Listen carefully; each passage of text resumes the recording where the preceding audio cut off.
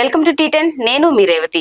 ఇవాళ మనతో మన స్టూడియోలో ఉన్నారు క్షౌర వృత్తిదారుల రాష్ట్ర ప్రధాన కార్యదర్శి చెన్నారం మల్లేష్ అన్న. అన్న నమస్తే అన్న, బాగున్నారా? బాగున్నా మేడం.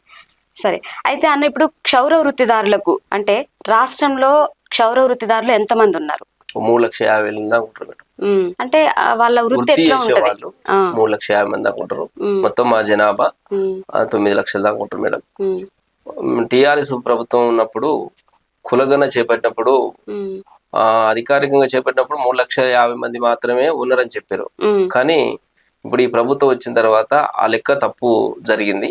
ఇప్పుడు మాకు క్లియర్ గా మా జనాభా మొత్తం 9 లక్షలు 10 లక్షలు దాకా ఉంటుంది మినిమం. కంపల్సరీ మాకు క్లియర్ గా వాళ్ళ ఎంత జనాభా ఉందని తెలియజేయాలి మేడం ఈ ప్రభుత్వం.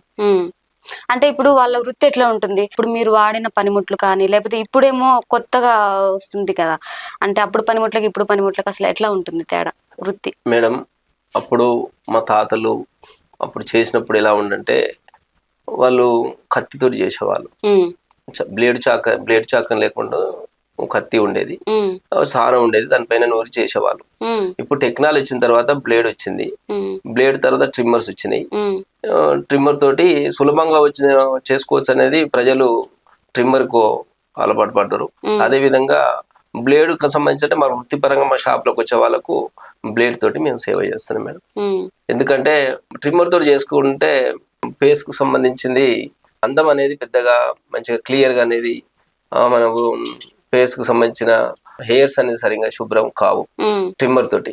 అదే బ్లేడ్ తోటి చేసిన కత్తితో అంటే పాత పద్ధతిలో పాత అప్పుడు ఉండే, కానీ టెక్నాలజీ వచ్చిన తర్వాత బ్లేడ్స్ తోటి చేయడం వల్ల ఎందుకంటే ఫేస్ సంబంధించింది హెయిర్స్ కూడా అంతగా శుభ్రంగా క్లీన్ అవుతాయి.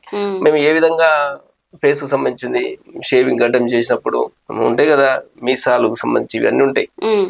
అవి ఎలా చేయాలి, ఎట్లా ఉన్నది అందం దిద్దడం అనేది మాకు మేము చాలా వరకు మా తాతలు చేసినప్పటి నుండి మాకు చాలా నైపుణ్యత ఉన్నది. కానీ టెక్నాలజీ వచ్చిన తర్వాత టెక్నాలజీ పరంగా కూడా మేము నేర్చుకున్నాం. కానీ ఇతరులు మా వృత్తిలోకి రావడం వల్ల పబ్లిక్ వీళ్ళు సరిగ్గా చేస్తలేరు, వీళ్ళు బాగా చేస్తారు అనేది వచ్చింది. కానీ పబ్లిక్ అర్థం చేసుకోవడం ఏంటంటే వీళ్ళు నిజాలు చెప్తారు, మంచిగా చేస్తారు అనేది ప్రజలు తెలుసుకొని మా వృత్తి కుంటుపడకుండా మంచిగా చేస్తారనే అభిమానం అనేది మాకు, ప్రజలంటే మాకు చాలా అభిమానం. వాళ్ళకు మంచిగా మేము స్వాగతిస్తాం, మంచిగా వాళ్ళకు అన్ని విధాలుగా మంచి హ్యాపీగా మాట్లాడగలుగుతాం మేము. కానీ ఈ కార్పొరేట్ సేల్స్ వచ్చిన తర్వాత వాళ్ళు ట్రైనింగ్ చెప్పి నైపుణ్యత అనేది అంత ఉండదు. కాకుంటే ఇప్పుడు పెట్టుబడిదారు వ్యవస్థ వచ్చింది, డబ్బులు అనేది వచ్చింది కాబట్టి డబ్బులు ఎక్కువ తీసుకోవడం, ఏదో చెప్పడం చేయడం అలాంటిది కూడా జరుగుతుంది. కానీ ప్రజలకు మేము మోసం చేయడం అలాంటిది మాకేం లేదు. వృత్తిపరంగా ఎంతో పెద్ద అద్భుతంగా సేవ చేస్తాం. అదే అన్న, ఇప్పుడు క్షౌర వృత్తిదారులకు ఉన్న అసలు అంటే ఏమైనా సమస్యలు ఏంటి? అసలు సమస్య అంటే ప్రభుత్వం మాకు పెద్ద ఎత్తున ఆదుకుంటలేదు. మాకు సంక్షేమ పథకాలు సంబంధించింది వర్తింపజేయాలి, మాకు లోన్స్ ఇవ్వాలి, ఇండ్లు లేని పేదలకు ఇండ్లు కట్టించి ఇవ్వాలి, డబుల్ బెడ్రూమ్స్ ఇవ్వాలి, మా పిల్లలు చదువులకు సంబంధించింది రెసిడెన్షియల్ పాఠశాలలో మా పిల్లల్ని జాయిన్ చేయాలి, తీసుకోవాలి. ఎందుకంటే పిల్లలు ఎడ్యుకేషన్ చదువుకుంటేనే మంచిగా ముందుకెళ్తారు. అంబేద్కర్ గారు రాజ్యాంగానికి ఇచ్చారు, రాజ్యాంగ పరంగా మనకు చదువు సంబంధించిన చాలా విషయాలు నిత్యం చదవాలి మంచిగా అనేది, ప్రతి ఒక్క పేదవాడు విజ్ఞానంతో ముందుకెళ్ళాలని చాలా విషయాలు పెద్ద అద్భుతంగా చెప్పారు.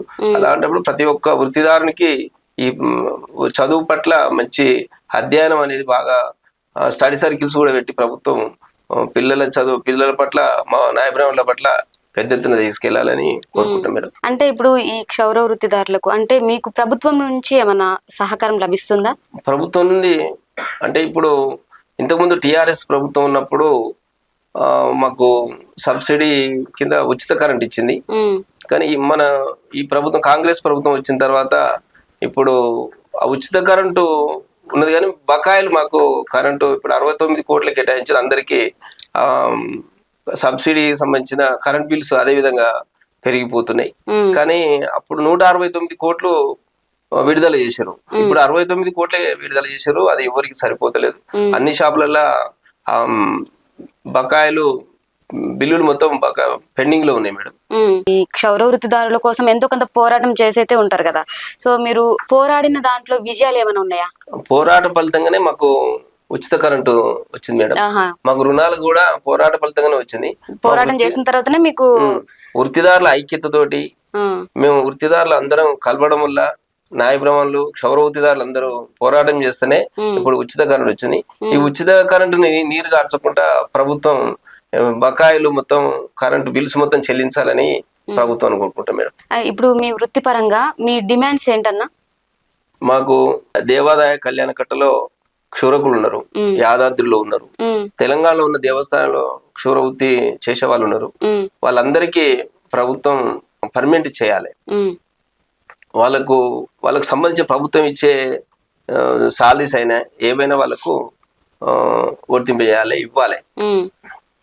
ఇప్పుడు మీకు తక్షణ కర్తవ్యాలు ఏంటి, అసలు మీరు దేని మీద ఫైట్ చేస్తున్నారు? మాకు ఇప్పుడు ఇల్లు లేని పేదలకు ఇండ్లు కట్టించి ఇవ్వాలి. మాకు షాప్ కు సంబంధించిన వృత్తికి సంబంధించిన మా షాప్స్ కంపల్సరీ ప్రతి ఒక్క గ్రామీణ ప్రాంతంలో కానీ హైదరాబాద్ గ్రేటర్ హైదరాబాద్లే కానీ ఎక్కడైనా ఎక్కడున్న ప్రతి ఒక్క క్షౌర వృత్తిదానికి న్యాయబ్రాహ్మణికి చదువు ఉన్నా చదువుకుంటూ వృత్తిరీత్యా కూడా వాళ్ళకు షాప్ లేని వాళ్ళకి షాపులు పెట్టించాలి ప్రభుత్వం. అదే విధంగా ఇండ్లు కట్టించి ఇవ్వాలి. మహిళలు ఉన్నారు, మహిళలకు కూడా వాళ్ళకు ఆశా వర్కర్లుగా గుర్తించి హాస్పిటల్లో జాయిన్ చేయాలి మేడం. అంటే పింఛన్స్ కూడా 50 సంవత్సరాల నిండిన వృత్తిదారులు కూడా పింఛన్స్ కూడా ఇవ్వాలి, హెల్త్ కార్డ్స్ కూడా ఇవ్వాలి మేడం. అంటే ఇప్పుడు మీ వృత్తిపరంగా మీకు మంచిగా అనిపిస్తుందా, లేకపోతే ఇంకా మీరు ప్రభుత్వం నుంచి ఇంకేమైనా డిమాండ్లు చేస్తున్నారా? వృత్తిపరంగా మంచిగానే అనిపిస్తుంది. ఈ కార్పొరేట్ సేలన్స్ రావడం వల్ల మాకు చాలా ఇబ్బంది ఉంది, వృత్తి నడుస్తలేదు. వాళ్ళు ప్రజలకు ఏదో చెప్పి ఏదో చేసి చేస్తున్నారు. కానీ మేము మా న్యాయ బ్రాహ్మణులు మేము క్షౌర వృత్తిదారులు అలాంటి చెప్పేవాళ్ళం కదా, మంచి నీతి నిజాయితీతో పనిచేసే వాళ్ళం. మాకు తప్పనిసరిగా ప్రభుత్వం సంక్షేమ పథకాలు వర్తింపజేయాలి, రుణాలు ఇవ్వాలి, ఇండ్లు లేని పేదలకు ఇండ్లు కట్టించి ఇవ్వాలి, డబుల్ బెడ్రూమ్స్ ఇవ్వాలి మేడం. ఇప్పుడు మీకు భవిష్యత్తులో దీని మీద ఈ క్షౌర వృత్తిదారుల మీద అంటే లక్ష్యాలు ఏంటి, లేకపోతే అంటే కర్తవ్యాలు, లక్ష్యాలు కానీ కర్తవ్యాలు కానీ ఏమున్నాయి మేడం? మా వృత్తిలోకి కార్పొరేట్ సేలూన్స్ రాకుండా మాకు ఒక జీవో ఇవ్వాలి మేడం. ఆ జీవో ఇవ్వడం వల్ల మా వృత్తి మేము కాపాడుకుంటాం. ప్రభుత్వం కూడా మాకు రక్షణ చట్టం కల్పించాలి. ప్రభుత్వానికి సంబంధించిన ఆఫీసులలో పోలీస్ శాఖలే గాని హాస్పిటల్స్ గాని బార్బర్ పోస్టులు కేటాయించి మా తీసుకోవాలి ఉద్యోగాలకి. అంటే ఇప్పుడు గతంలో కేసీఆర్ ప్రభుత్వం, ఇప్పుడు కాంగ్రెస్ ప్రభుత్వం ఉన్నప్పుడు ఎలా అనిపిస్తుంది మీకు? అంటే ఏది మీకు అప్పుడు మీకు న్యాయం చేసింది? మిమ్మల్ని మీ వృత్తిదారులని గుర్తించి అప్పుడు ప్రభుత్వం గుర్తించిందా, ఇప్పుడు ప్రభుత్వం గుర్తించిందా? ఇప్పుడు రేవంత్ రెడ్డి ముఖ్యమంత్రి గారు వచ్చినప్పటి నుండి అభయాసం అని అన్ని విషయాలు చెప్పారు. కానీ ఇంకా పూర్తిగా మాకు ఈ కరెంటుకు సంబంధించినది ఇంకా అమలైంది కానీ బకాయిలు చెల్లిస్తలేరు మేడం. ఉచిత కరెంటు సంబంధించిన పెద్ద ఎత్తున కంపల్సరీ కరెంట్ బిల్లు చెల్లించాలి మేడం. అంటే ఇప్పటి వరకు మీకు ఇప్పుడు కాంగ్రెస్ ప్రభుత్వం వచ్చిన దగ్గర నుంచి ఇంకా మీకు ఏం సహాయం లభించలేదు? అంటే ఇప్పుడు దీని వల్ల మీరు ఏం డిమాండ్ చేస్తున్నారు? ప్రభుత్వానికి ఏం చెప్పదలుచుకున్నారు? ప్రభుత్వం కంపల్సరీ కరెంటు బిల్స్ బకాయిలు చెల్లించాలి, డబుల్ బెడ్రూమ్స్ ఇవ్వాలి, నిరుపేదలుగా ఉన్న వాళ్ళకు షాప్స్ పెట్టించి ఇవ్వాలి. మా పిల్లల భవిష్యత్తు గురించి చదువు పరంగా పెద్ద ఎత్తున ప్రభుత్వం కల్పించాలి. విద్యార్థులకు సంబంధించిన స్కాలర్షిప్స్ ఇవ్వాలి. మహిళలకు సంబంధించింది వాళ్ళ హాస్పిటల్లో జాయిన్ చేయాలి మేడం. కంపల్సరీ ఆశా వర్కర్లుగా గుర్తించాలి. ఎందుకంటే పాప పుట్టిన కాంచలి, పాప పుట్టక ముందు కూడా పాప పుట్టిన కాంచలి మా నానమ్మలు మా వాళ్ళందరూ మా నాయబ్రహ్మల మహిళలందరూ సేవ చేస్తారు. ఇప్పటికైనా ఇళ్ళకి వెళ్ళి హాస్పిటల్లో వాళ్ళు డెలివరీ అయినా వచ్చినా కూడా ఇంట్లోకి వెళ్ళి సేవ సంబంధించిన వాళ్ళు వెళ్ళి చేస్తుంటారు. పిల్లలకు స్నానం చేయడం, పురుడు చేయడం ఇలాంటి మహిళలు చేస్తున్నారు మేడం. ఎందుకంటే ప్రభుత్వం మమ్మల్ని కంపల్సరీ గుర్తించాలి. గుర్తించకపోవడం మమ్మల్ని మా గురించి ఆదుకోకపోవడమే ఇబ్బంది జరుగుతుంది. మాకు జీవో కంపల్సరీ రావాలి మేడం, రక్షణ చట్టం చేయాలి. ఎందుకంటే వృత్తిదారుల మీద దాడులు ఈ మధ్య కాలంలో దాడులు జరుగుతున్నాయి. ఎందుకంటే వృత్తికి సంబంధించిన రక్షణ చట్టం కల్పించాలి. ఓకే అన్న, థ్యాంక్ యూ. చాలా మంచిగా చెప్పారు. మేము పిలిచిన వెంటనే వచ్చారు. చూసారు కదా, ఇవాళ మన చెన్నారం మల్లేష్ అన్న గారు ఏమంటున్నారంటే వాళ్ళ వృత్తికి సంబంధించి మాకు ఒక జియో రావాలి, మాకు కొన్ని డిమాండ్స్ ఉన్నాయి, ఇప్పుడు మమ్మల్ని కూడా పట్టించుకోవాలని తను చెప్తున్నారు. సో ఇది ఇవాల్టి ఇంటర్వ్యూ. నెక్స్ట్ ఇంటర్వ్యూతో మళ్ళీ కలుద్దాం. నమస్తే. నమస్తే. నమస్తే.